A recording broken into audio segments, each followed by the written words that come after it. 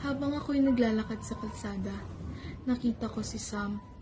Hawak niya ang isang basket puno ng sampagita, ang bulaklak na nagsisimbolo ng alaala at pagmamahal. Tinanong ko siya, "Bakit ka nagbebenta ng sampagita, Sam?"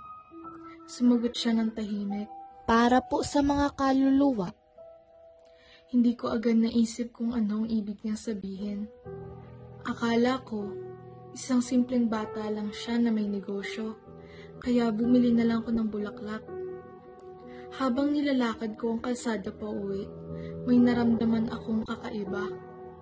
Isang malamig na hangin ang dumaan. At sa bawat hakbang ko, parang may humihila sa aking likod.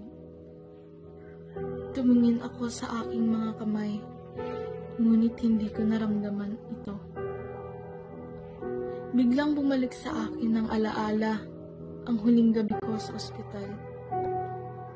Ang sampagita na hawak ko ay simbolo ng aking pagpanaw.